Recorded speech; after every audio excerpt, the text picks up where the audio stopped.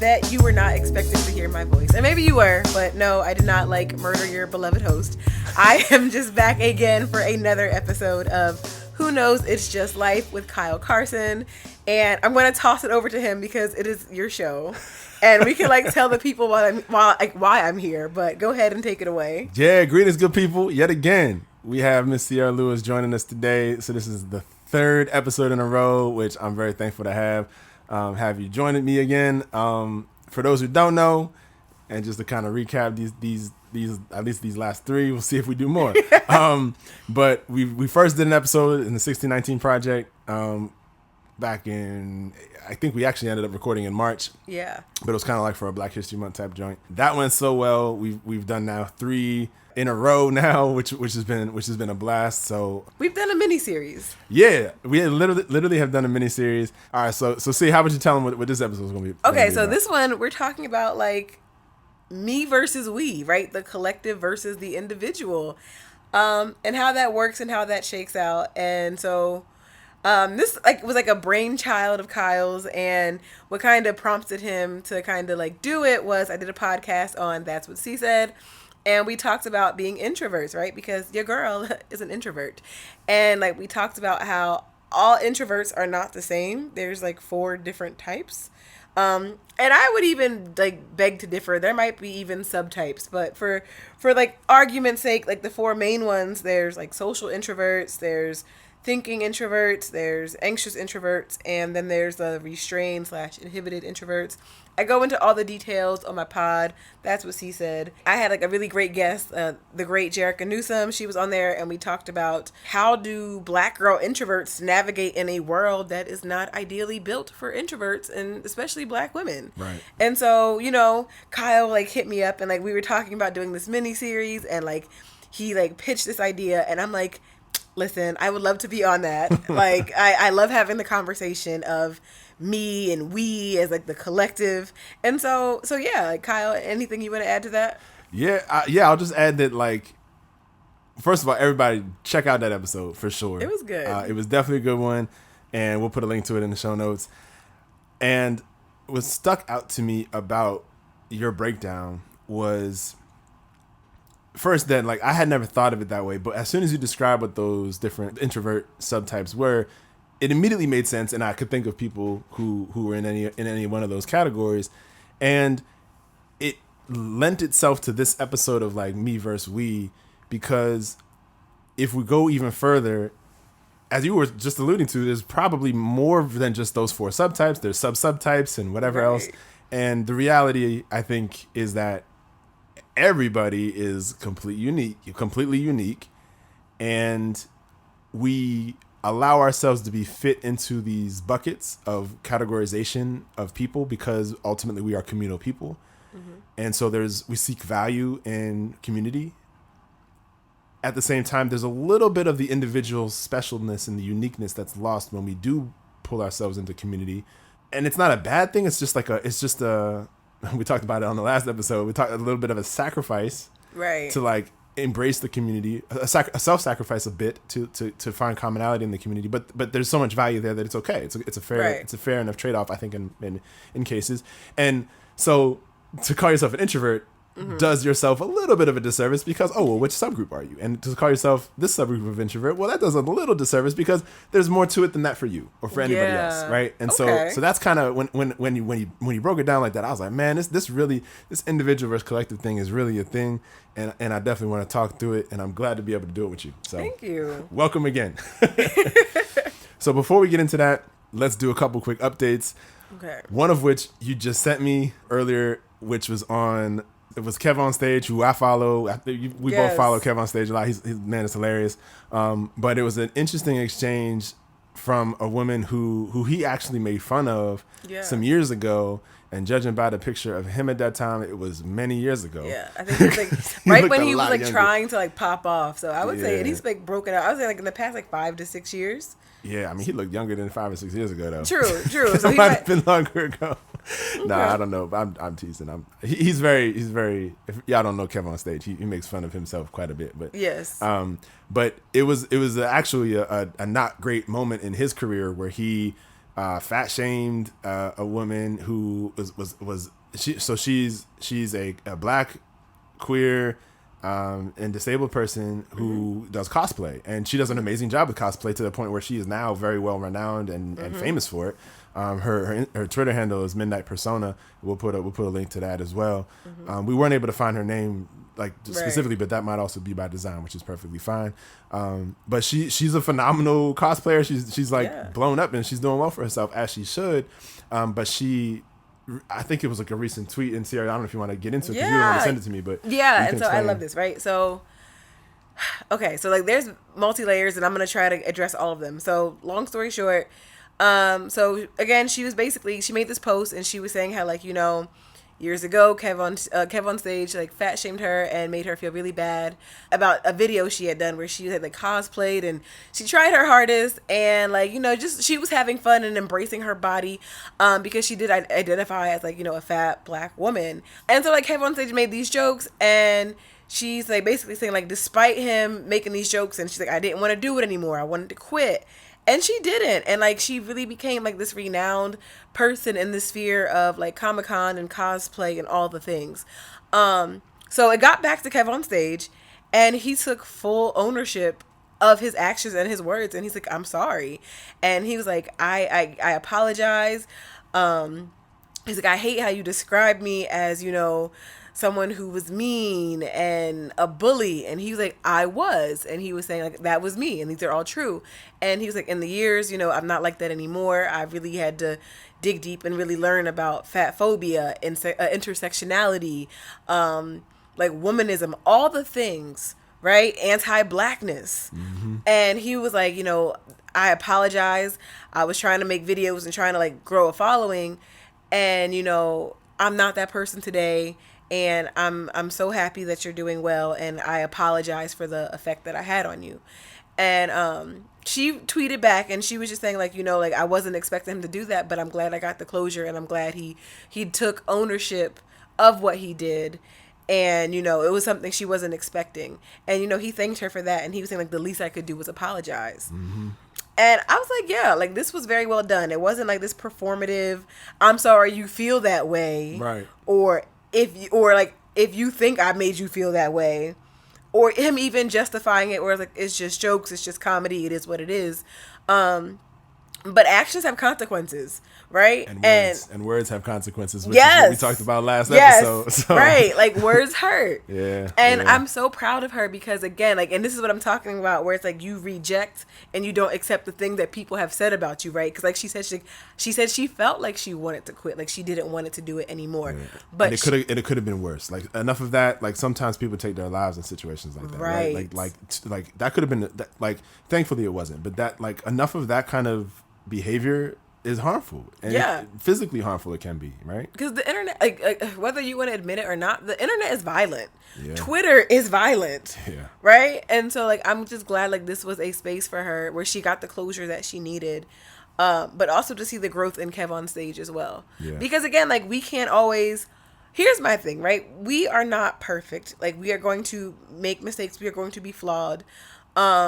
But I think it's about taking ownership and be like, you know what, I effed up, my bad. And you keep it pushing, and you go forward.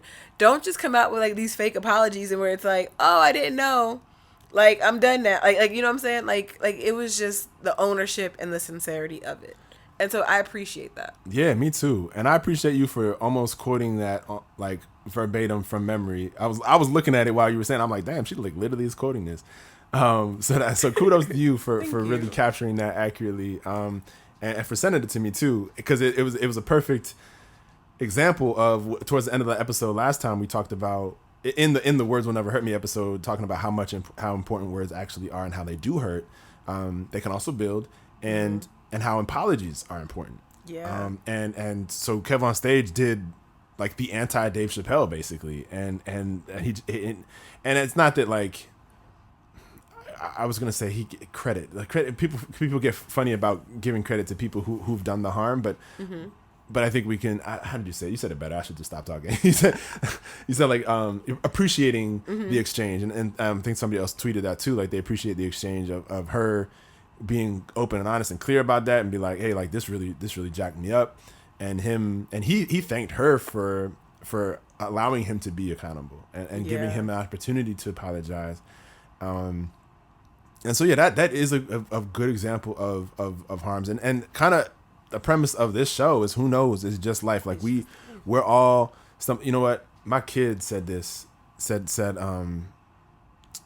I wish I could remember exactly how he said it, but basically he asked me a question. He was like, is life basically improvisation? Ooh. And I was very like, sagacious child. I was like, damn. I was like, absolutely. That's 100% what it is. We're just improvising. We don't know what's going on. Building the plane as we fly. We've never seen this before. I love that he said that, like out of the mouth of the babes, like literally. That was just gem droppery. I might just add that as a tagline to the show, like, welcome to Who Knows It's Just Life, where we acknowledge that life is navigating through life is improvisation. I love it, you know because he dropped a gem on, like, listen. Yo, I was like, that's like, he was asking a question, but he was telling me. Right. Like, I'm like, sir, young man. Yo. Like, just drop the mic on you. Like, for sure. But anyway, so like the whole point, so this is an example of that learning and there being, and like you said, the internet, Twitter can be violent, and it can be very vicious in its correction of people. Yeah. Right? I mean, people, and that's somewhat deservedly so, but also, like, there should be care for the people that have harmed as well. Like, there should be an opportunity for some kind of a rebound. That the whole cancel culture thing is interesting because, once, like, cancellation is almost like, are we supposed to interpret, like, is that death? Is that, like, are they done? Or is there any ability to come back? And so Kevin on stage, thankfully, graciously, and he modeled an effective apology. He didn't just lean, like you said, on, it's comedy, jokes, man.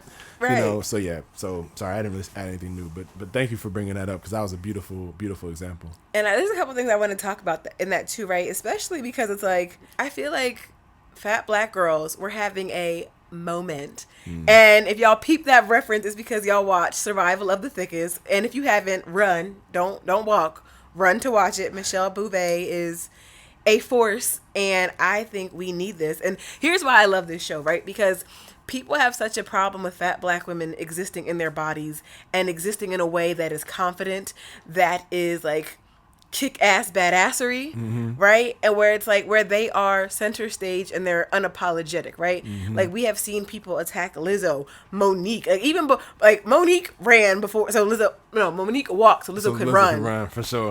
And so, like, watching this show, it felt like a love letter to black women, to like thick and fat black women, where it's like, you see Michelle Bouvet, and like, she's not shy, she's not timid, she's not self-conscious. And I feel like whenever you have a thick or like a plus size black woman in these spaces occupying main character things, there's always this element of, am I worthy of love because of my body? Does my body make me worthy of this? And it's like, yes. Yeah. Like, the fuck? Like, pardon my French, but it's like, this was so long overdue. And I think this is like, it's positive representation for black queer folks, people who, I feel like, black people, I feel like in general, specifically, who have not always been on the inside and like on often the fringe of pop culture and black pop culture. And so, like, seeing this, right, where, like, again, like, you have a woman who was a victim of fat phobic bullying, like, because I feel like it's like low hanging fruit. Yeah, it's cheap. It's cheap. It's very cheap. Right. And so, like, I loved everything about her story, and I love that he apologized and he's like, I now recognize what fat phobia is. Yeah. Right. Yeah. And so I just really wish, like, we need more things like Survival of the Thickest, because I feel like we need to show people that, like, the body is not an apology. No. And, like, that's a book. I forgot the author. I want to say Brittany Cooper, but I could be wrong. But yes, the body is not an apology. Yeah. And so, like, listen, for all the thick and fat black girls, I love you. Like, big facts. We do. And kind of a secondary point to that, to kind of prove the point in terms of the absence of larger black women being, like, celebrated and just being accepted and all of that and loved. and being the target of affection in movies on screen, right? Yeah. So the thing that came to mind, I was just looking it up.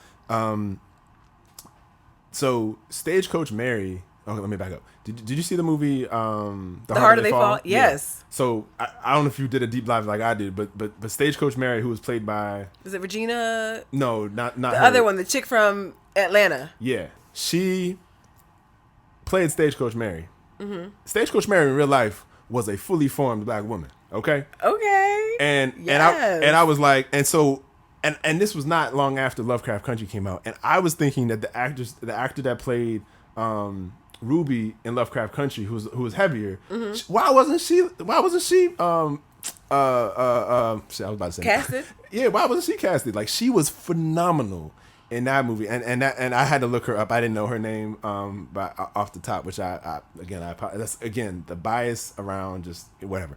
But also, like, we're going off the cuff, so like that's how you know it's real. True. But her name. So the actress who played Ruby in Lovecraft Country was Wunmi Mosaku, and she's a Nigerian British actor, Nigerian-born English actress, who like was I haven't seen her. I don't think I've seen her in anything else, but she was great in Lovecraft Country, and she just would have fit the more historical representation of Stagecoach Mary, and how great would it have been to have her be the object of the love interest of whatever the main character's name is in that book, in that show, whatever, that movie, because that would have done more to that point that you just made. The desirability, right? Exactly. Like, where it could have made that point, but it chose not to. Right. Like, and that's why I really loved like Survival of the Thickest, because it's not just her being like the love interest, but it's her being this kick-ass main character, and despite what's being thrown at her, she's confident. Yeah. Like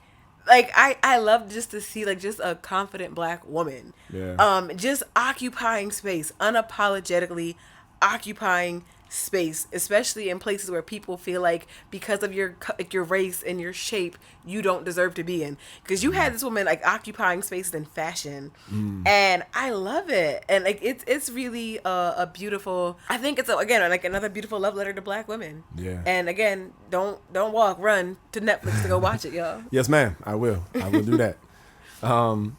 So to kind of pivot from there to, so that's a good example of media and putting us in the right direction towards loving and appreciating ourselves.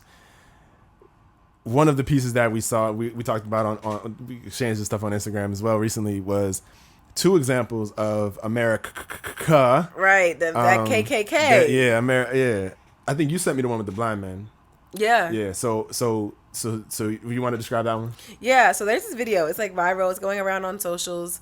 And it was like a social experiment, right? Where you had a black guy and a white guy, both blind. And what they would do is they would walk up to strangers and grab their arm and hold on to it as they're trying to navigate the street. And they were obviously like they had the black glasses on and a walker. Yep, the cane. So, the cane, yeah. Yeah, and the white man, like, people were shocked at first, and then like, okay, let me help you. But the vitriol that the black man that he experienced, and I know it's a social experiment, but it really broke my heart. Just because, and like there was like this one snippet where like this man yanked his hand away so fast, like he thought he was gonna catch the black. Yeah, and that guy, if it's the same guy I'm thinking of, he like wiped his arm as if it's contagious, contaminated by the touch of a black man. Like, wow. And it's just like the lows of human depravity to like not help somebody in need. Yeah. Right? Like this is someone like it's just like this world really, this country is really anti-black. Mm-hmm. And it's like it's anti-Christian too. Ooh, that part too. Good Samaritan where? Nope. Hello. And again, and if you're familiar with the Good Samaritan story, like in the Bible, it talks about how like there was a man on the side of the road, and it wasn't the people like, and it wasn't like the church folk or the people closest to him in his like in group, right? Because everybody was busy and passing him along because they had other things to do. It was the man on the outside group who was like, let me shelter you. Let me pay your bill. I'll come back in a few more days to provide you with food. Who took care, right? And it's like, I hate when people are like, can't we just love one another? You're asking the wrong people. Right. you are asking the wrong people, because Black and Indigenous people have like literally taken care of you colonizers from the get. Yep. Showed y'all how to wash y'all ass and helped you not starve. Yep. And like, I don't mean to be crass. Food. Yes. Okay. Listen, because y'all was married to that white woman's blend, okay, the salt and pepper. Now, I don't even think y'all had that, because y'all had to sail oceans just to find spices. So. Anyway. Because y'all know I'm petty. Don't judge me. Nah, I'm with it. You're 100% right. But I hate this, like that burden of, why can't we all just get along? You are asking the wrong people. Like, Black people have like we are a communal people. We are people who love to share and embrace people and will welcome you in. Mm-hmm. You know what I'm saying? Even like as we tackle like we'll get into that, like the me versus we, yep. Where it's like we're just very communal. Where it's like I always think about where it's like we take people in all the time, and it's like for example, the beach, right? Like, we are always looking after somebody's kids. Like, last year I went to the beach and little Timmy was like out there, like, and we were pretty far off, had no supervision. And I'm just like, Timmy, where are your peoples? And he's like, I don't know, somewhere. And Timmy's like 5. Oh my goodness. And I'm just like, Lord, they just like left this little white baby here with me. And I'm just like, I want to make sure he's safe. Mm-hmm. Cause I'm like, sir, if I can't swim, if you go under, Timmy, you a goner. Not Timmy. Like Timmy, like, go to your parents. Like, somebody should be watching you. Oh man. You know what I'm saying? Yes, Timmy. Go back to well, which is a perfect segue into when you sent me the blind men experiment. That reminded me of the one I had seen within the same week, which was the one with the two girls. And this one was equally gut wrenching and heartbreaking. Yeah. They had a little Black girl, like, you know, you can picture like a city street with like a little cutout of the sidewalk where there's a tree, and, you know, people walking. It's right by an intersection. The median, the median of a street. You know what I'm saying? There's a lot of people walking past. You know, and there was even like somebody with some kind of a vest, might have been a crossing guard or something like that. And this Black girl sitting there at near the tree. People are passing by, right? Nothing. She just standing there. Nothing. Then they replace her with a white girl, and there's countless examples of people. Oh, they go down to a knee. Hey, and we're not getting any audio, but you can imagine the conversations. Are you okay? And everybody's looking around like, oh my gosh, like, who are your people? Where are your people? Basically what you did for Timmy, everybody's doing for this little white girl, but nobody did for the little Black girl. Yeah. And like a lot of times it was being retagged as like, you know, racism in 30 seconds. Like, if you don't believe racism is over, like, watch this. I'm sorry, if you believe racism is over, watch this. Both of those just together are just gut-wrenchingly humbling for where we are as a country. Yeah. And for me, like, I have a soft spot for like Black girls and Black women, especially Black girls. Because it's like, damn, like when I saw that, I'm like, ain't nobody checking for us. And it's just like, I just wish, like, and even as an actor, right? What does that do to you as an actor? Where it's like, because yes, you're an actor, but you're still a Black girl at the end of the day. You're representing yourself. Yes. And it's like, how does that feel to know, like, nobody's checking for me?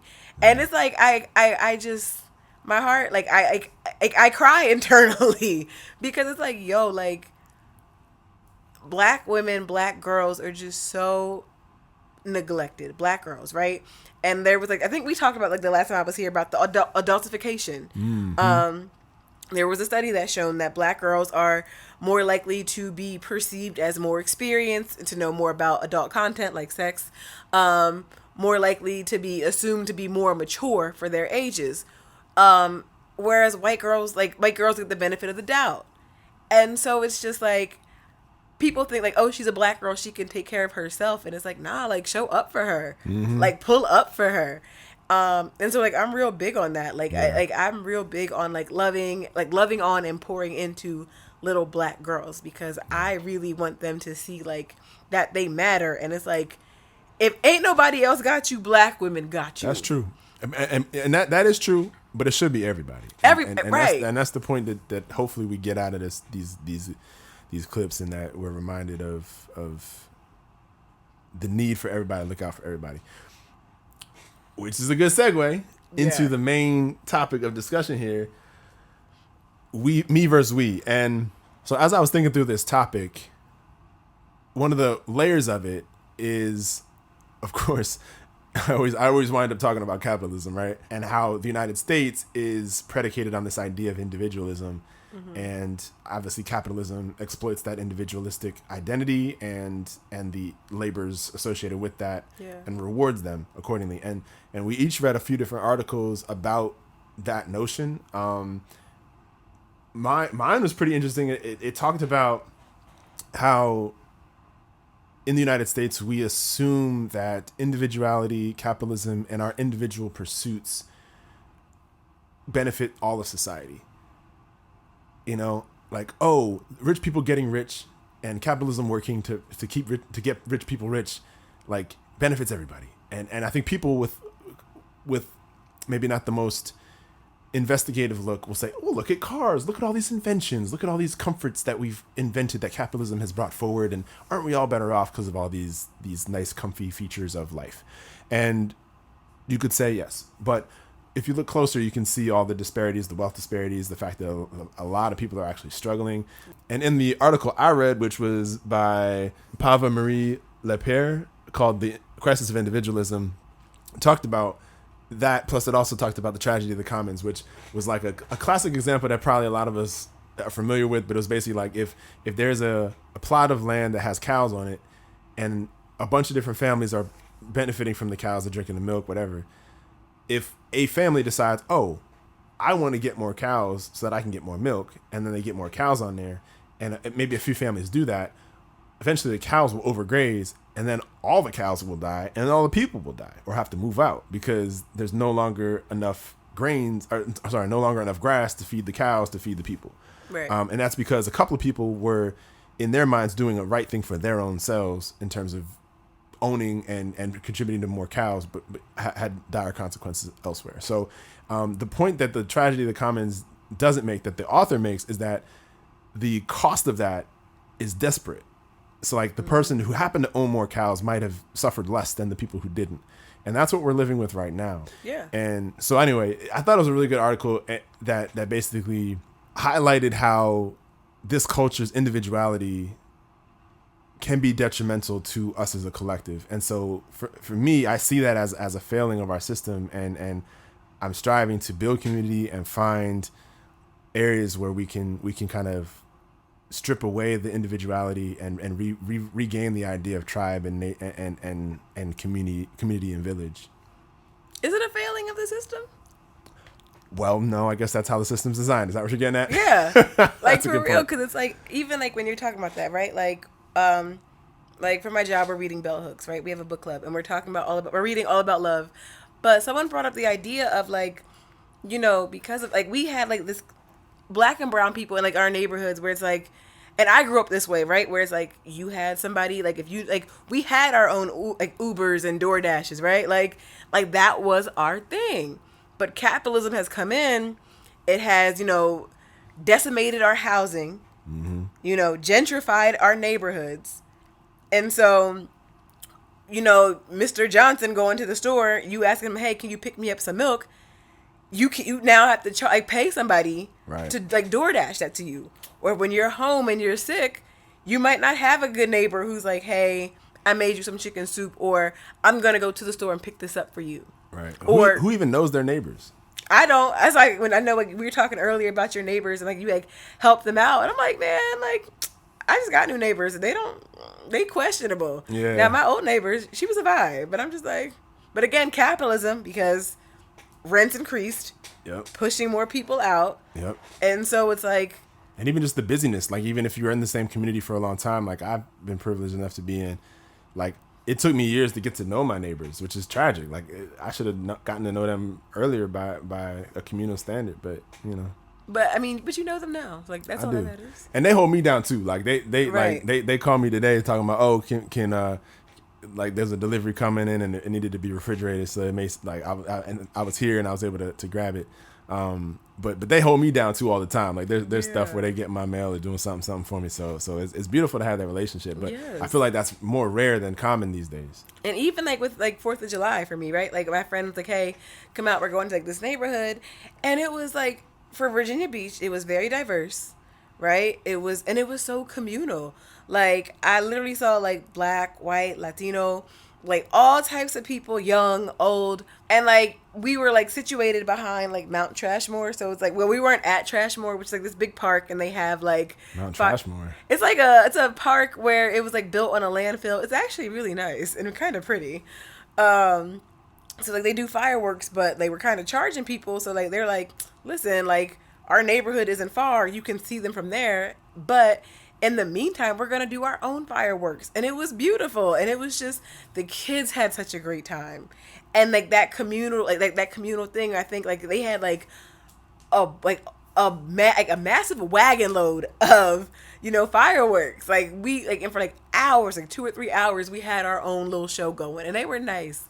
So like that community block parties, you know, like I miss that, like as an adult. Like I used to have that all the time as a kid. Yeah. Where it's like, hey, like, you know, Aunt Shirley's firing up the grill. Like she lives 2 houses down. And like the whole neighborhood being like invited, where it's like, hey, whose kid is this? You want a hot dog? Like right. just like that, taking care of people's kids. Yeah. But again, like the system, like, but again, that's what capitalism does, right? Where it says like, it's all about me, all about my individual needs and how I can get what I can get out of it and maximize my profit and line my pockets at the expense of whoever. Yeah. Particularly Black and brown folks. Yeah, and part of the ingenious way that it's set up, and this article gets into it too, is that it separates the haves from the have-nots for the most part, so that when the suffering is occurring, there's either just genuine ignorance or just a willing, like, looking the other way when there is any proximity, and it's explained away by whether or not you won or lost in the game of capitalism. It's like, well, you should have worked harder. And they talk about that. If you're poor, you should have worked harder. You know what I mean? Like, why didn't you just do better? Yes. Pull yourself up by your bootstraps. Pull yourself up by your bootstraps. You know what I mean? And I'm like, you didn't even have bootstraps. You had Velcro sneakers. Right. Like, sir, like you were out here, and the rest of us. She said, you know, like the rest of us, like, it reminds me of Men of Honor, you know, with Cuba Gooding Jr. Yeah. And they sliced my man's bag. Like, you know, well, not my man's, but they sliced his bag, you know? And it's like, they telling us, like, pull yourself up by the bootstrings. You done hid the strings. You done hid, like the boot itself. You have to find the boot first. Right. And so in my article, it talked about that, right? The one that I read. And it talks about how, like, we talk about, like, these identities, right? Of like our identities comprise of like being American, and then like our other individual ideas of like or things that factor in like race or religion. And so, and when they ask people like what, and they didn't, okay, so people talking about like what is it to be American, and it's like these are aspirational things at best, right? Like freedom forever, like freedoms, freedom, equality of opportunity. But when they surveyed people like what's American to you, they listed political parties. They listed like other groups, right? Yeah. Like it wasn't these values that we think that America would like you to believe. And like with this whole idea of, you know, if you work really hard, like this notion that you can buy into the American dream and you can be American. And like they were saying, it's like this notion to be American, air quotes, it's like to forsake everything else and work really hard and you'll have everything that you want. And that's not true, because it neglects to mention that people face different obstacle courses. Different obstacles. Because we're all running different courses, right? Yeah. Like and with different starting points. Yes. Right? Where it's like when people are like, I don't have white privilege. I grew up in poverty. But I'm like, you don't ever have to question if your name, like when you go for a job interview, if your name will automatically disqualify you. Right. You don't have to question about when you come into these spaces, do people have a preconceived notion about you based off your race? Right. Because for the longest time, your race has been the standard. Right. Or even being, like, again, from a place of ability, right?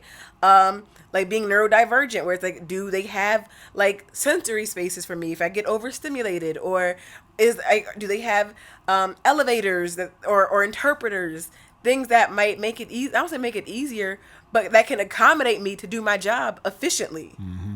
You know? Yeah. And people don't consider that. And the thing is, and when I say we, I mean, like, okay, how do I say this? Like, I feel like in America, people of privilege never want to sacrifice their privilege for those who don't. Right. You know what I'm saying? Because the justification for their status is baked into like the culture and the way we're taught. It's taught as though they're deserving of it and it's their righteous place to have it. Right. And it's not through exploitation and maltreatment on any other end. So it's like, well, why? Yes. And okay. So did you see Transformers, the new Transformers with like Toby? The newest one? No, Yeah. no, I haven't. The girl, I forget her name, but she was like in Swarm. I know what you're talking about, yeah. So like there was like this viral interview of her going around, and like they're doing like, know your cast, truth or false. And like the question was like, she knows sign language, and they were like, false, and she's like, no, I do. And they're like, why? And she was saying like, as a black person, I have to walk around in this world, and people don't factor me in, right? And she was saying like, and that can be kind of polarizing and isolating enough. And so she's like, I wanted to learn sign language just to kind of like, to be a bright spot for people who might have a different ability and might not be able to hear, and like to share in that capacity of signing, where it's like, I know the world doesn't adapt to you, but I'm a safe space, and I know I took the time to learn this language specifically for you, so you won't always have to feel like isolated in these places and spaces. And I'm like, if that's not a good ally, I don't know what is. Yeah, that's awesome. And I love that, where it's like, I factor you in. And I feel like, again, and we've had like conversations, like, I feel like that's love. Yeah, that is community, where it's like, I consider you in how you show up and what you need, and I can make the adjustment. Yeah. Because I care. Yeah. That's a beautiful notion. I think that is a really good example of being an ally and like taking the effort to really, I feel like language is one of those amazing things to really like understand people and culture, because there's culture in the language. And we talked about that in the words episode, about how language can frame understanding and even saving habits potentially or whatever else. So yeah, that's really dope that she did that. In your article, wasn't there also, I think you mentioned a portion about freedom too, right? Yeah. So they were talking about how like, we don't want to give up freedoms, but like there are people are like, okay, like we give up freedoms all the times and we don't realize it. Yeah. But it always comes down to like our comfort, like the comfortability level of the sacrifice, right? Where it's like, there's a stop sign or a red light. Yes, we all stop. That is giving up a freedom. Right. For the greater good of safety. That's a great point. Like, I should be able to go when I want to go. Right. That would be freedom, right? Right. Oh, like, you go when you want. And then, like, you know what? You out here wrecking accidents and, like, and doing all the things. But I'm free. Right. And so, like, that's a good point. Right. When she said that, I was like, yo.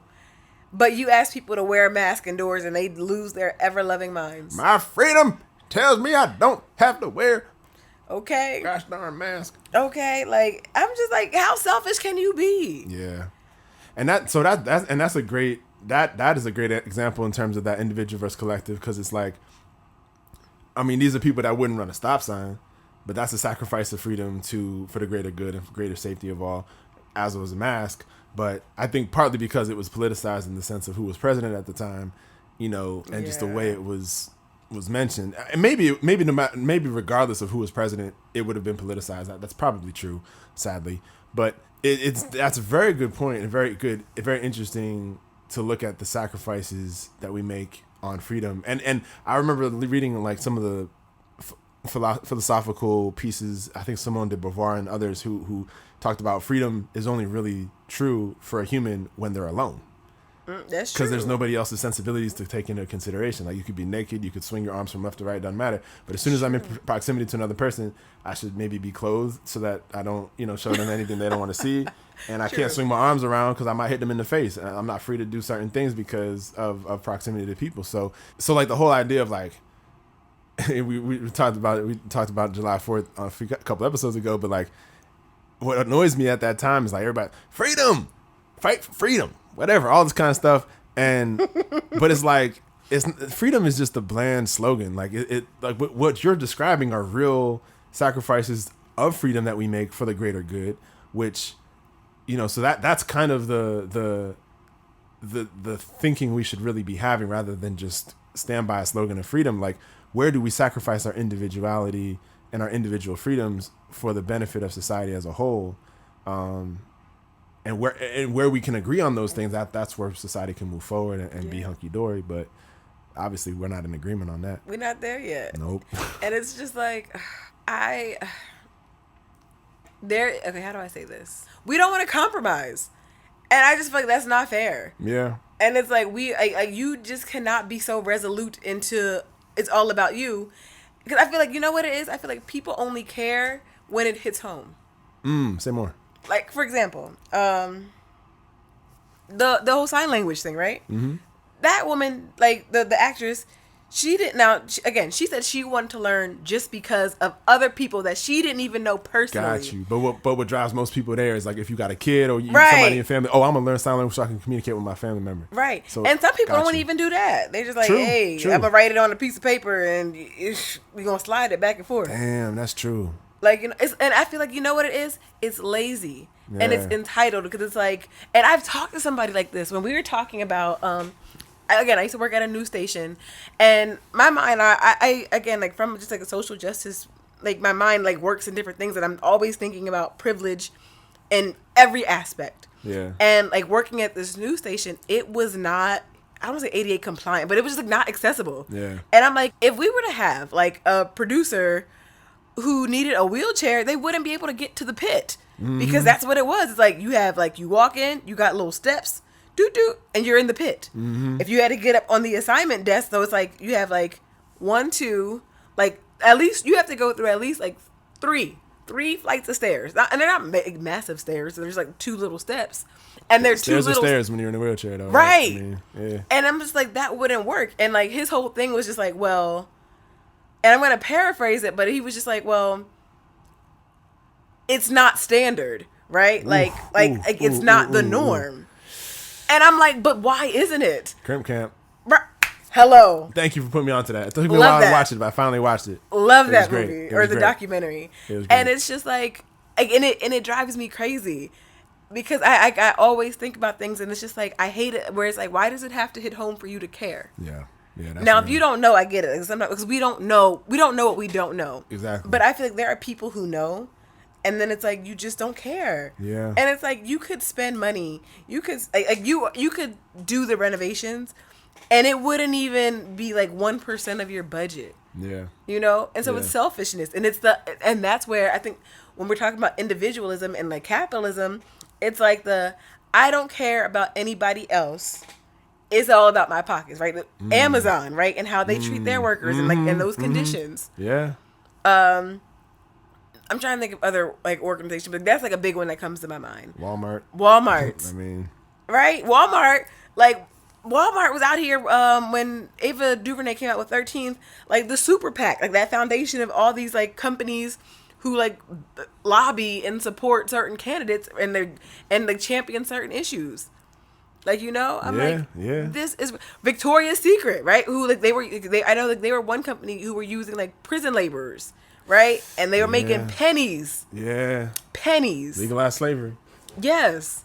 And so like, I feel like we talked a lot about like the negative of like the I versus the me. Yeah. Like, what do you think do you think that there's any positive instances of I, like the I versus the we? So I do think there are positives. I think it's a balance, right? I think there should be a way to celebrate each person's uniqueness and speciality and their gifts.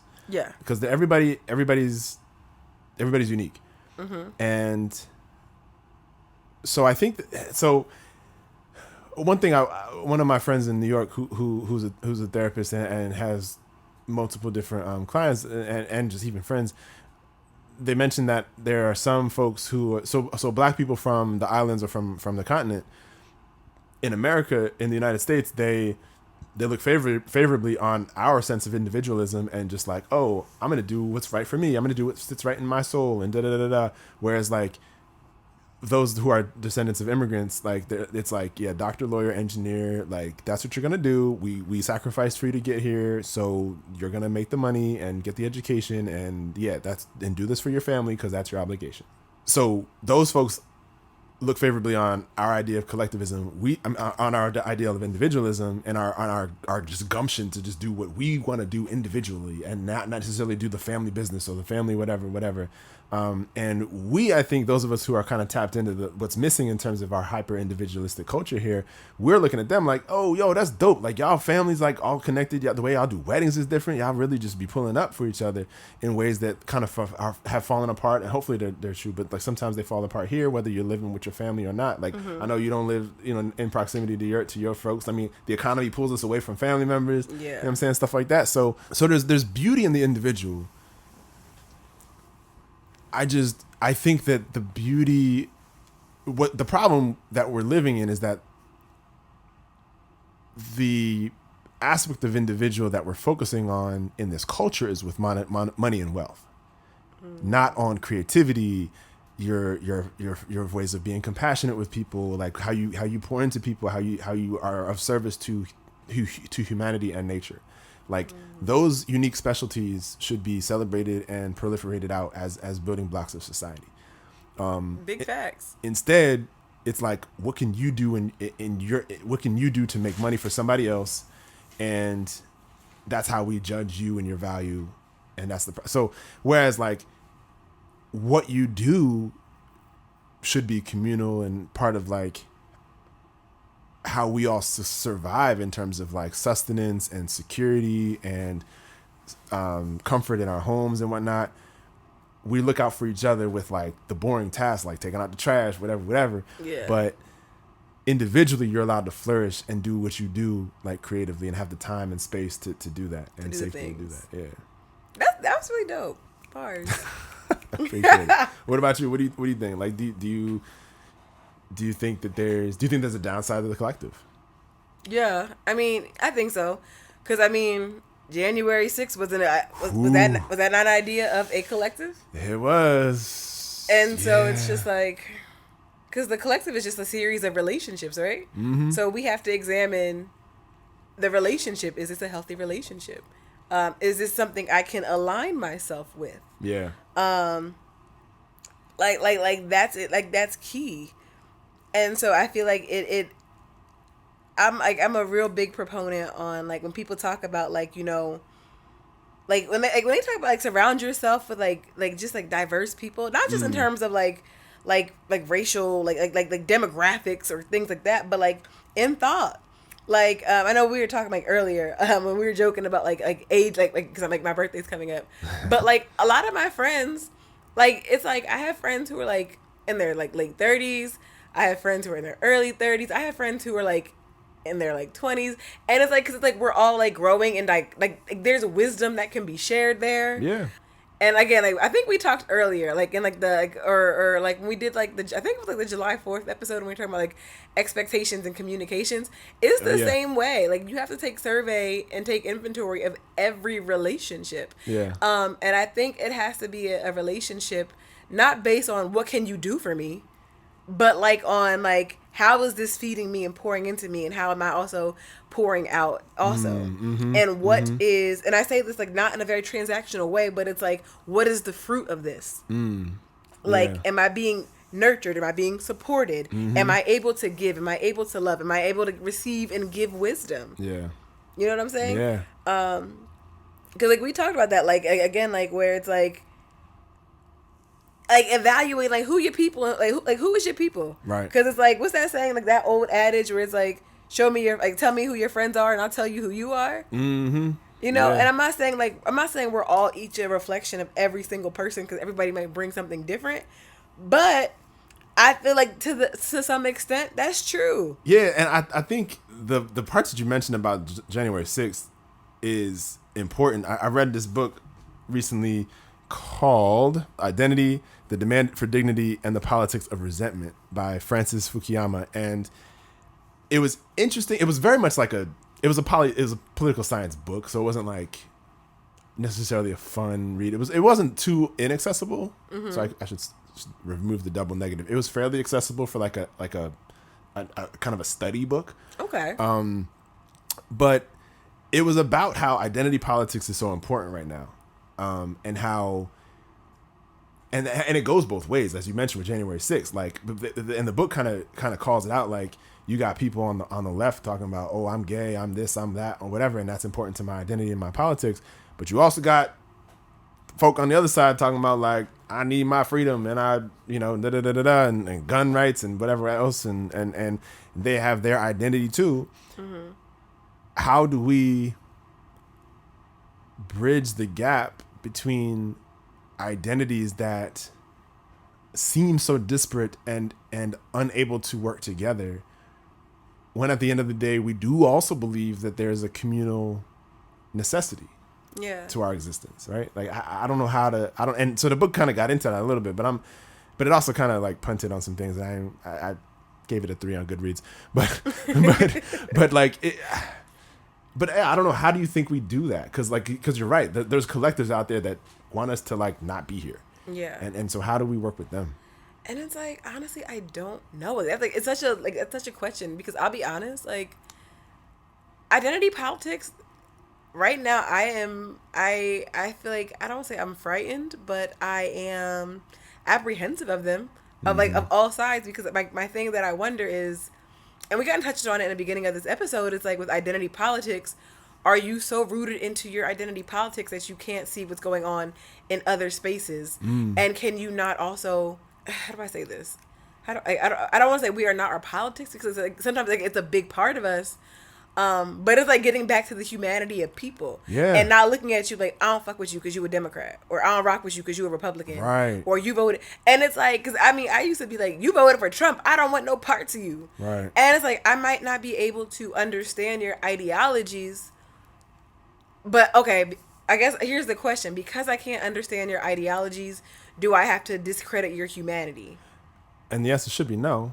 Right. And it should be, but again, like, that's something I'm working through, where it's like, right. Well, yeah, it should be, right. I'm not saying it's easy. Right. Clearly, it's not easy, right? Yeah. Like, it's not an easy thing, and it's like really trying to get to know people. And I feel like in this era that we're in, like, I feel it's like we weaponize like identity. I don't say weaponize it, but it's like we wear it like armor, and we forget to take it off and to be human.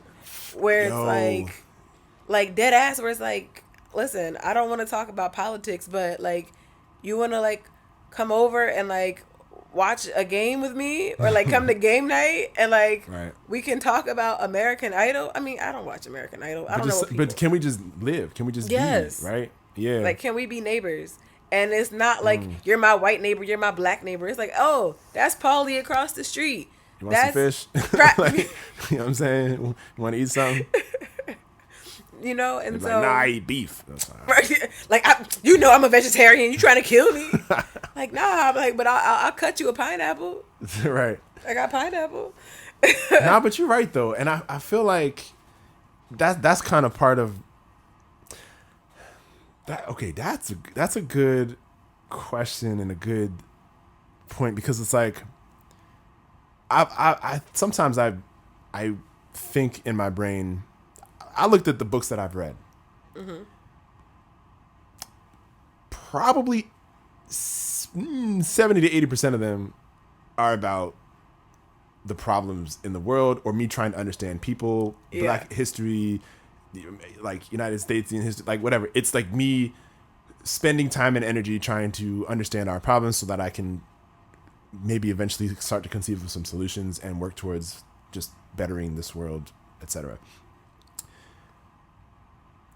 You could look at that as a bunch of wasted time because of the jacked up nature of our society. If we lived in a society that wasn't ageist, capitalistic, patriarchal, blah, blah, blah, blah, all the, like, white supremacists, all the things, like, what would I be spending my time on? Would I now know how to play a guitar even though I have a kid because I haven't been reading books about white supremacy? You know what I'm saying? Like that, like, I use my kid as a as a loving and joking excuse as to why I bought a guitar and can't play it. And it's literally a joke. I'm not being serious with it. I get you though. But I have spent time like reading the books, and it's just like, and the point of being human, I feel like is to be in community with each other and to be creative. I think that's what makes us human. It's just like, is laughter, is creating things, building things, and things can also be just relationships. Yeah. You know what I mean? But you know what I think it is? Like the reason why I feel like people like us, like people who are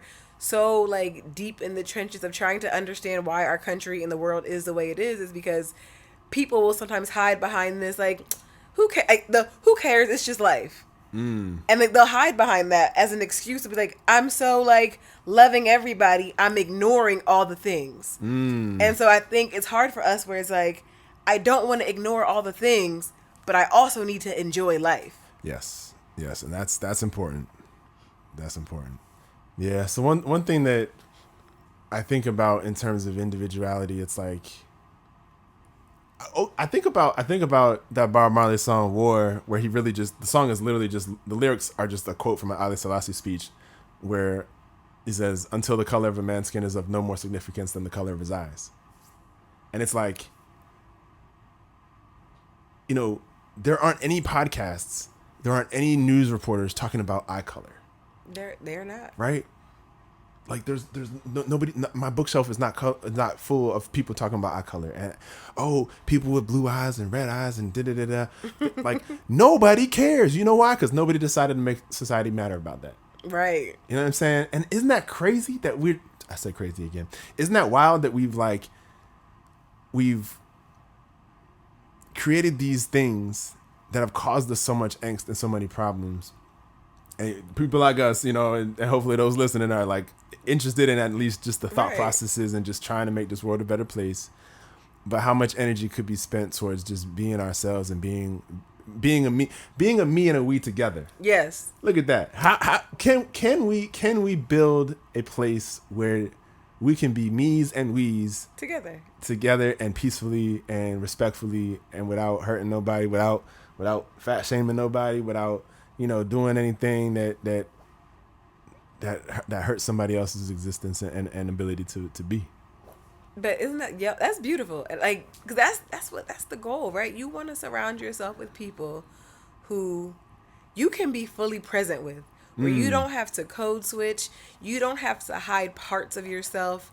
It's you can fully be present, and they can love you even on your good days and your bad days. Yeah. And they can see past it, where it's like, I know something's bothering you. I know you're hurting, but I still love you. And when you're ready, I'm here. Yeah. Or sometimes where it's like, nah, girl, you've been down enough. Like, time to, you know, like wash your ass. We gonna do your hair. like come out. Like we outside. Yeah, take a walk. Do something. Right. Yeah. But like someone who can love you enough to tell you the truth. Like, cause that gem drop that you dropped on like that episode, the first one we did, the Striking Vipers. Oh, the Striking Vipers one. Yeah. Yes. I'm sorry, the second one. Yeah, the first one of the miniseries. Where you said something where it's like, and I'm gonna paraphrase terribly, but like, cheating begins where lying starts. Oh, and right. Like, and like, oh, okay. Have you ever seen like that thing with it's like not an article, but it was like a video with Nikki Giovanni and James Baldwin, and she's saying lie to me. But the way I interpret it is like, essentially it's like, be real with me. Where it's like, I don't just get the parts of you that are where you're all pissed off because you have to hide your rage, but I get all of you. I get your joy too. And I think when you're in community, like that, we can flourish when me can show up present, fully. Yes. But if I have to hide, it's not real. It's a lie. It's not, and it's not sustainable. Like it's wild, right? I'm sitting here with my eyes closed, looking up at the ceiling. Well, my eyes are closed, so I'm not actually seeing the ceiling, but I'm processing that. That is a beautiful thought. That is bars, like, gems, as you say. Because there's a quote where it's like, it talks about where it's like, damn, how special it is to love somebody, but also how special it is to be loved. To be loved. And to be loved wholly for you. Yeah. Like, not the parts that you hide, not the parts that you want to run from, but where you can show up fully and be like, yeah. Yeah.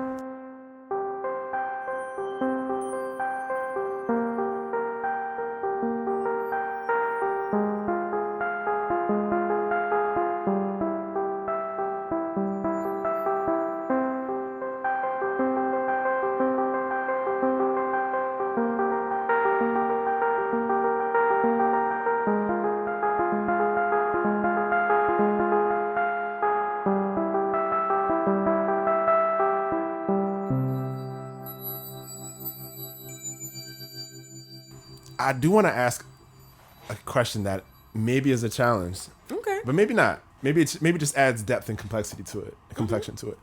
But you said, like, don't we all deserve to be in a community where, like, we can fully be present and be our full selves, etc. And I immediately agree, and I think absolutely that's what we should have.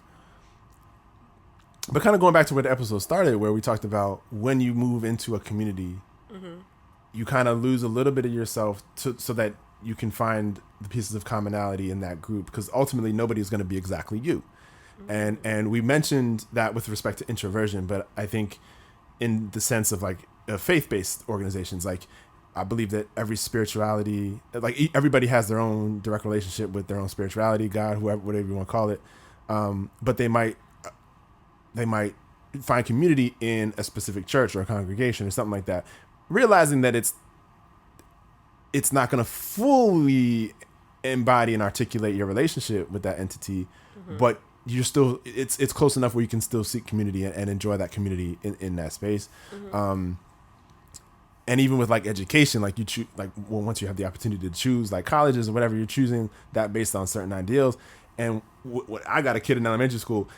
Some kids have IEPs, individual education plans. Really, every kid should have an IEP, because every kid's unique and every kid's learning style is unique, but we just don't have enough teachers to teach one teacher per kid. Right.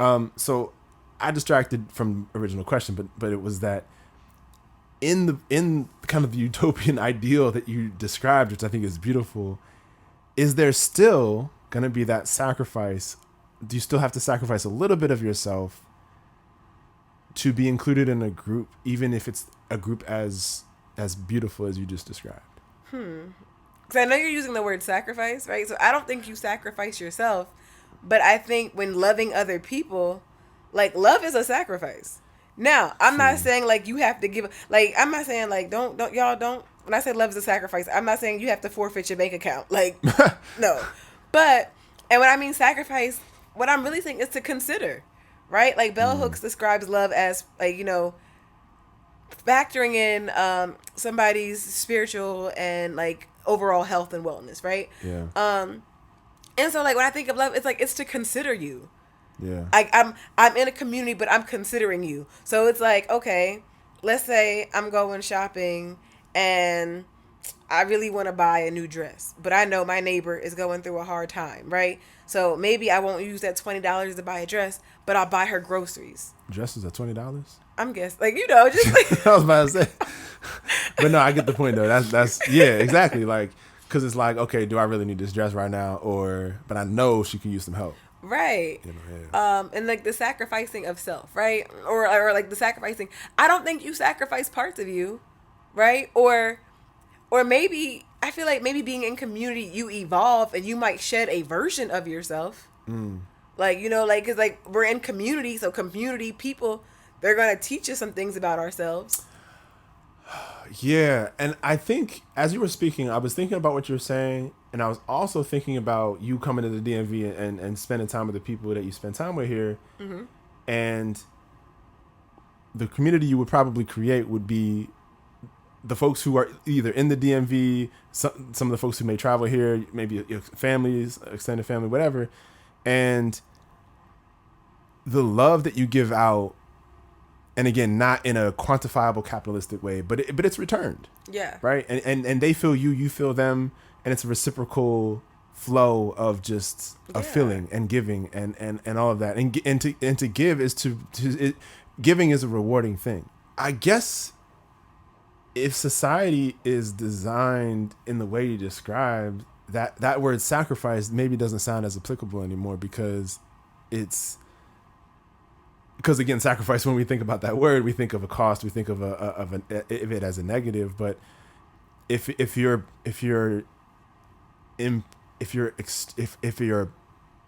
freely giving energy into a communal space that ultimately gives you energy too, like, it's a contribution. Right. It's a contribution. I don't want to say investment because that conjures capitalism, but in the sense that when you give, it also comes back. Yeah. Like, and even from a faith lens where it's like you give not even to expect. Yeah. Right. Where it's like, and I think that's where like that sacrifice, where it's like I'm giving this. And it's like, and I think sometimes it's like we want it to come back, but it's like we have to be okay with that position where it's like, even if it doesn't come back, I'm okay giving it because I have it to give. Yeah. Like, I love myself enough. My cup is full. I can extend this. Yeah. And I think, and when your cup is full, like I thought about, like I've talked with my therapist about the, I always get the name wrong, the something hierarchy of needs. Maslow. Maslow's hierarchy of needs, and that self-actualization on that top part of that pyramid.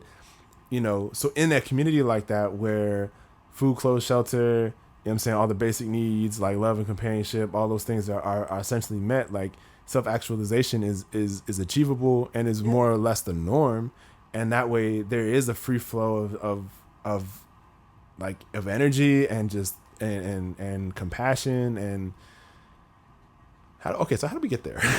This sounds great. How do we get there?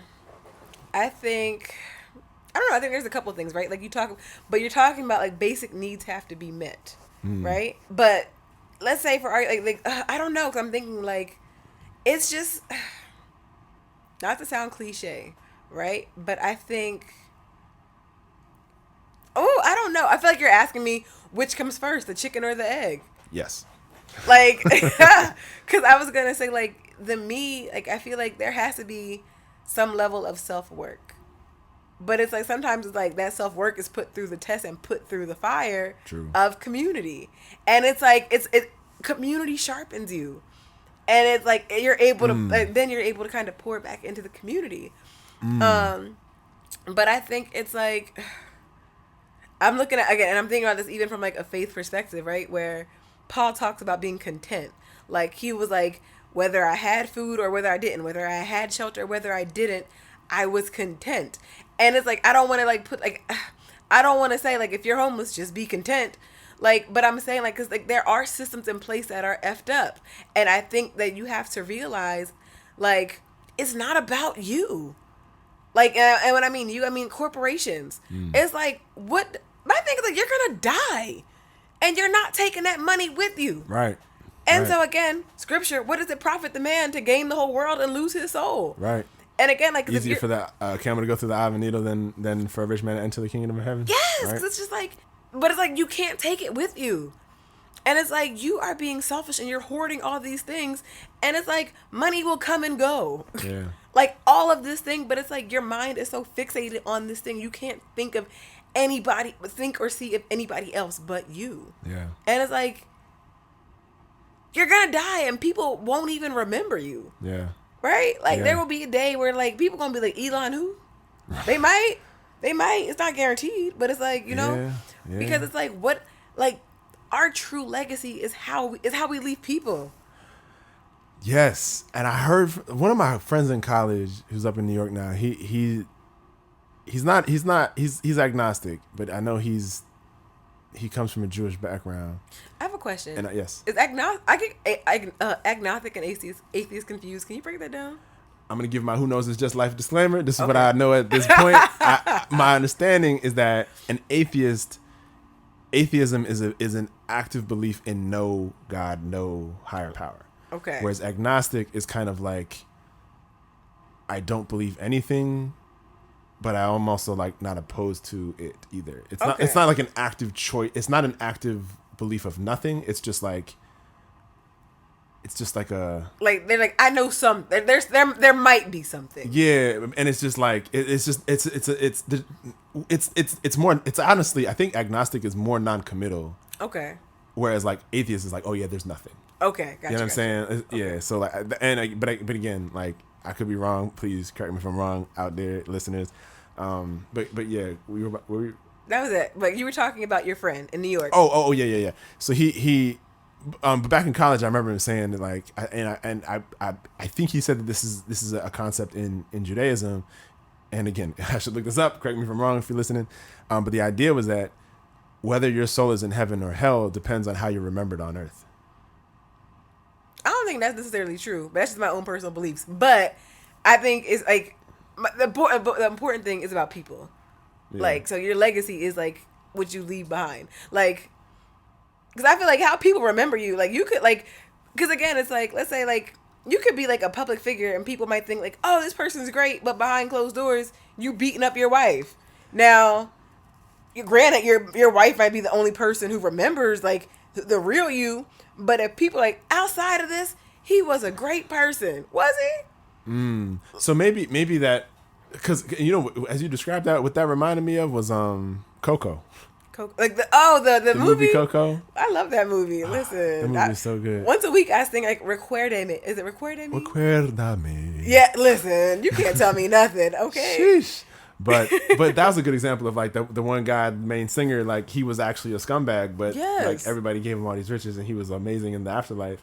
So that's true. I don't think it should be meant like that. I think it should be prorated based on proximity of love. Oh, that's another thing that came up too, is like the closer we are to people, the closer we are to their flaws and their trials and tribulations, and their imperfections. Yeah. And so I think maybe if that, for that notion to be true, maybe it's like the amount of influence in your post-earthly, your afterlife residence, is weighted by how well that person knew you. So like the better that person knew you, like the more weight that their memory of you has in your destination. So if somebody was like a fan but like didn't actually know you, didn't have your phone number, like that's not gonna add up as much as somebody who actually knew you in life and knew your character, right? For sure, and like for sure. and okay, and here's the thing too, right? Because I feel like sometimes America, we pride ourselves on the individualism, right? And Keke Palmer talked about this in an interview where it's like sometimes, and I'm preaching to the choir, and by the choir I mean myself, where it's like sometimes we want to be like, you hurt me, I'm done, I'm gonna cut you off, right? Like I'm done with you. And but the thing is, sometimes like we have to extend grace. Like when you were talking about the closer we are to people, the closer the more proximity we are to their flaws and to like their own vices and things, right?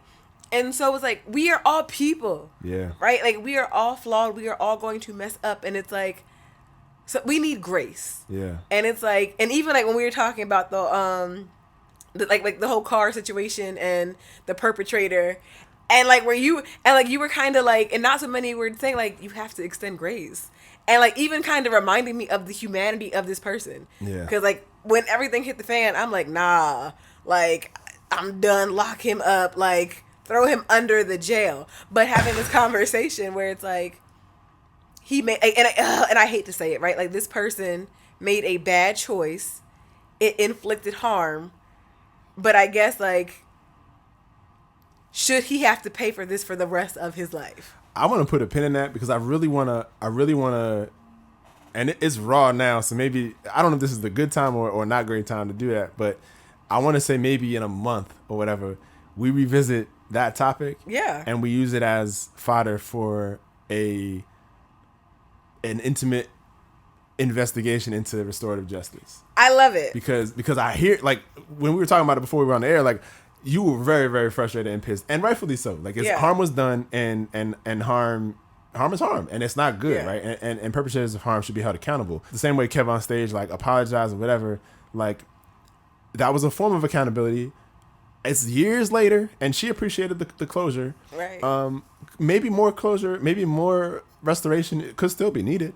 The words are nice, and I think it was a good apology. But like in a case of like a car robbery or a case of like, you know, all kinds of harm that can take place, like what actually repairs that harm, and what actually repairs the harmer in a way, because like they say her people, right? Yeah. And so like, where is this person struggling? What isn't connecting in this person's life currently that put him in a position to do this?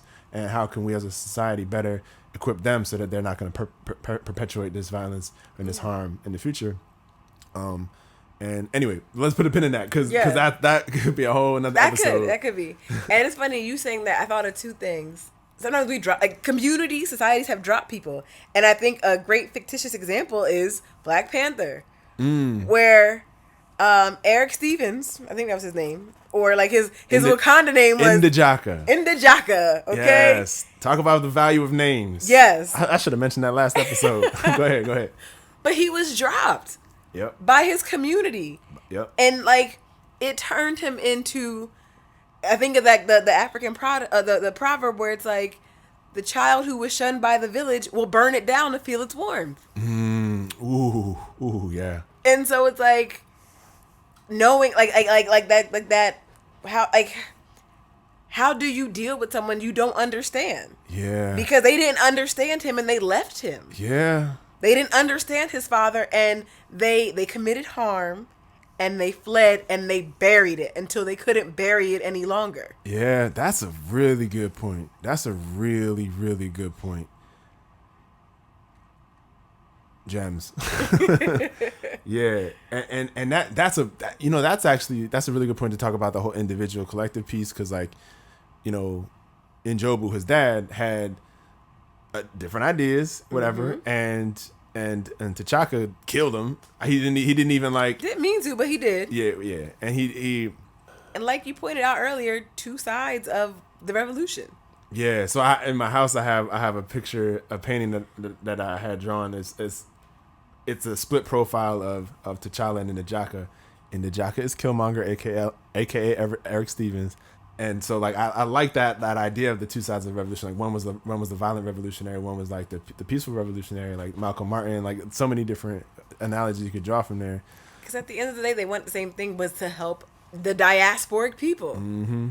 And like they just had different ways of going about it. Yeah. Eric Stevens and Ndijaka, he was like, we arming everybody and we shooting. We're basically oppressors only respond to violence. We gonna go violent.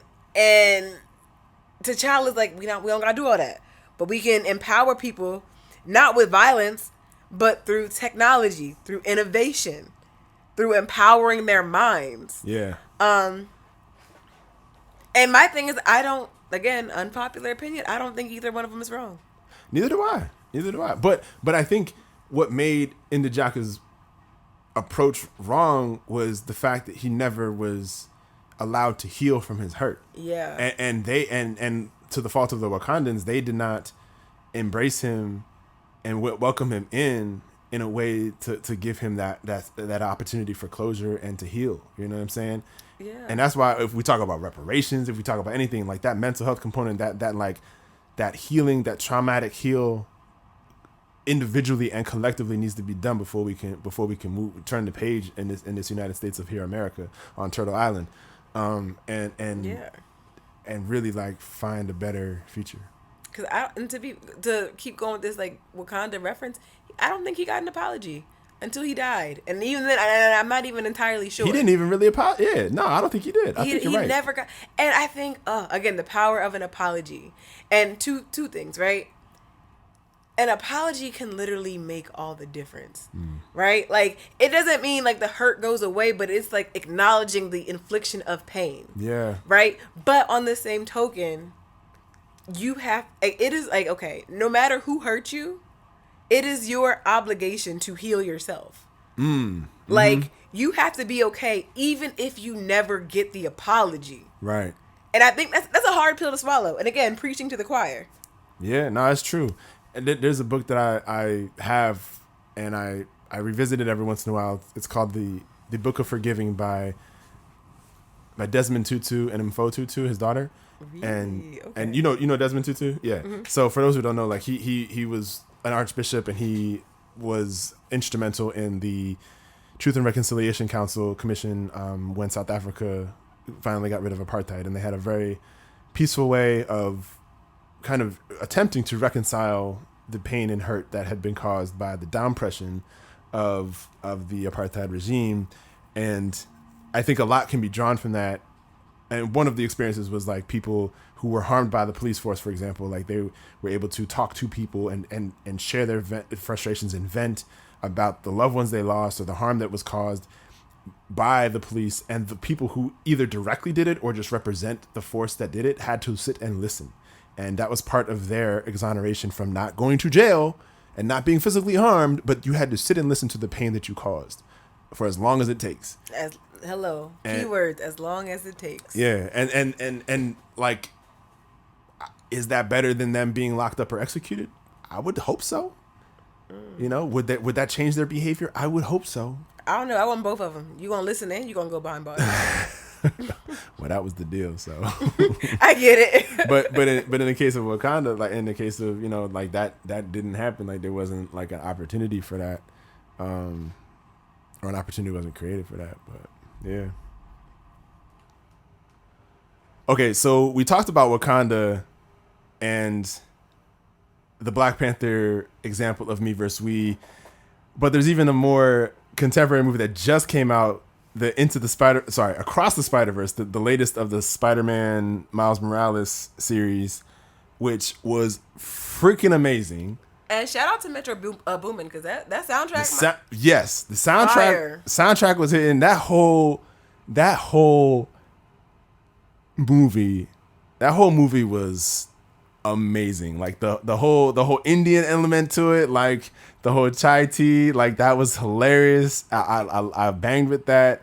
Like just all the layers. All the things. Punk rock Spider-Man. Listen, Daniel Kaluuya, sir, because I didn't know he was in it. Like I saw him on the red carpet, and he was in. Wait, who? Oh, he was the rocker. Like no, I didn't even know that. I was like, Bay, is that you? Because listen, Daniel Kaluuya, I'm gonna shoot my shot, sir. Hey, do it. Because Kiki said you was single. Listen. Hey. Well, you were as of in the movie Nope, but sir. So I'm like, and he's like this rocker, and like who's like raging against the machine and I love how. Okay, but continue the intro to the thing. Well, so the movie was dope, but where I think it ties into the me versus we were talking about individual versus collective, like, you know, United States and individualism versus like responsibility to family and community and all that stuff, and how do we like merge those two together and honor both of those. And in this movie and a million other movies, I know we talked about this earlier, like The Matrix, like Avengers, like so many movies like pit a hero with the question of like, do you do something selfish for one person you love or yourself or whatever, or do you save the world? Yeah. And like that's like a constant theme in like theatrics, like whatever. And so, but in this particular case, you've got Miles Morales, who in this latest movie, his dad's a captain. So in the canon of Spider-Man, a police captain dies or whatever, is sacrificed for a Spider-Man someone close to them to then become the Spider-Man, and that's like the canon of Spider-Man's life. It's the trauma that inspires the heroism or whatever. And so in that sphere, he would need to sacrifice his dad in the spirit of the true canon of Spider-Man. But then on the other side, there's the whole fact that he is an anomaly, and he didn't actually follow the lore, or not the lore. He didn't follow the canon in his universe. He was supposed to be in another. The spider that bit him was supposed to be in another universe.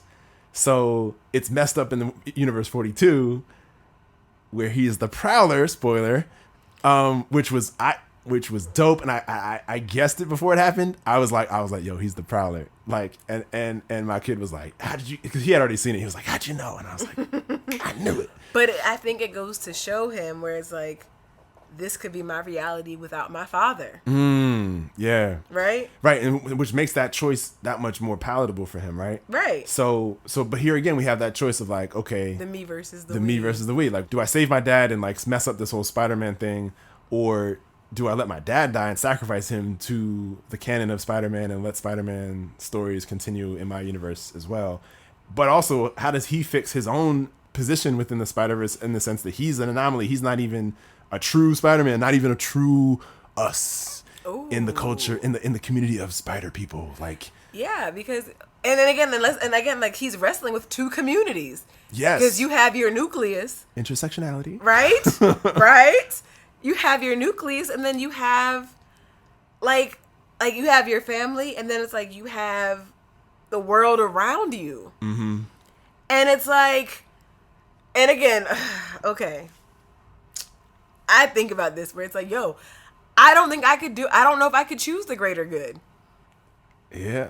Like you know what I'm saying? I just feel like, and I love how he's like, I'm in charge of my destiny, and I'm gonna figure it out. Yeah. And it's just like, oh, like that's it's such a thing, because it's like you have this family, and my thing is this too, right? Where it's like these spider people showed him no love or allegiance. True. And so it's like, you want me to okay, and that's the thing. Do you risk it all for the people who don't even value you? Yeah. Right. Right? Like, 'cause, ooh, okay. Like, I feel like, ooh, yeah, and that's I'm thinking about other movie examples where that's the case, and it's like a lot of times that's a very selfless act. Like, people will never know who you are, or just don't even like care. They don't care about whatever. And so that's So the second movie was amazing, and I loved how it like set up such a layered and complex storyline. A web. Oh, gems. A web. Beautiful. so yeah, like, and it just gives us more content, more fictional, novelish content for this whole me versus we thing, and I think we're both kind of hoping for a resolution that proves that that's a false choice. Right. Like, do we have to choose me versus we? Is there a better way? And I think we both hope that there is. I do too. I was so upset that it was like a cliffhanger, and I was like, not y'all doing this to me. Not a cliffhanger. I was in the theater like, you can't end the movie like this. This isn't Netflix where I could just start the next episode. Like, you gonna make me wait another 3 years to figure out what the hell happens next? Bro, I was so upset. mad. I was highly upset. Even because I'm like, damn it, Fast 10 ended on a cliffhanger. I'm like, now y'all ended on a cliffhanger. I was like, I need answers. Yeah. Okay, like, but again, beautiful movie, amazing soundtrack, phenomenal cast. Give them all the things. Give them all the flowers. Definitely. Well, we could talk about this forever. We could, as we do with most of these topics. Which this is why a good one. Like, I was glad to come on for this one. Yeah, and I knew I had to have you on this one because the urgency was created by hearing your show. I was like, all right, I gotta do this one. So I appreciate you joining me on this one and the last two as well. This has been a blast. Sounds like there's more in the 10th, okay? Like, this miniseries is lit. Yeah, for sure. So I really appreciate it. As far as a song we're rocking to, is there anything you're rocking to right now? I am rocking to Burna Boy, like Sitting on Top of the World. Like that Brandy remake. Like, I'm like, Burna Boy ain't missing, okay? Burna Boy's a beast. He is crushing it right now. Okay. What song am I rocking to right now? I do not know. What was that song that you were jamming to earlier? And it was fire. It was kind of an Amapiano song, actually. Like, it was Soweto Blues. Yeah, that joint was tight. Long-time listeners of this podcast might remember that I've done the 7 Days Walking before, which is Ludovico and Einaudi has an album that came out in 2019, or actually it's 7 albums. Each one is about an hour long, and it's 7 Days Walking, day 1 through 7. And what I've done in the past was I've tried to do it consecutively, but I almost always skip at least one day, or just miss a day and it takes 8 or 9 days to do it. But I listen to the 7 Days Walking album, and I just go for a walk, and I walk until the music's over. And it's kind of like a walking meditation. It's not a strict meditation practice, but it's just like something. Move, breathe, listen to the music.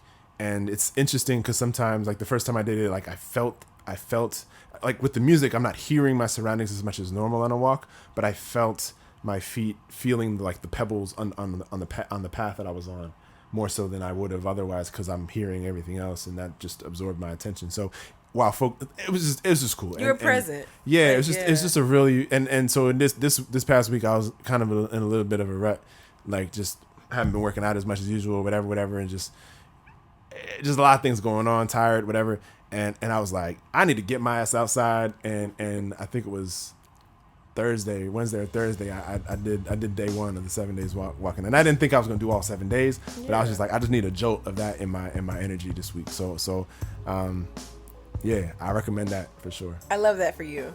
Thank you. All right, y'all, that's the show. We appreciate you fitting us into your day. As always, you can get at me on Instagram at realdadult. That's REALDADULT. And you can find me on the socials, on the Instagrams at Cierra Charisma, CIERRACARISMA. All right. As always, you can let us know what you thought about this episode, prior episodes, or any ideas for next episodes. We hope to catch you here next time. Until then, be safe, be well, peace. Peace, y'all.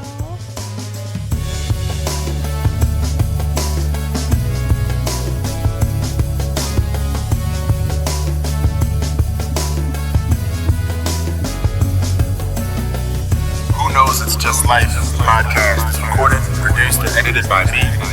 All thoughts and views expressed on the show represent that moment in time. Participants have the right to be wrong, learn, and reshape their ideas as the journey through life continues. Please remember to like this episode if you haven't already. Subscribe to the show on YouTube, Spotify, or wherever you get your podcasts. And as always, thank you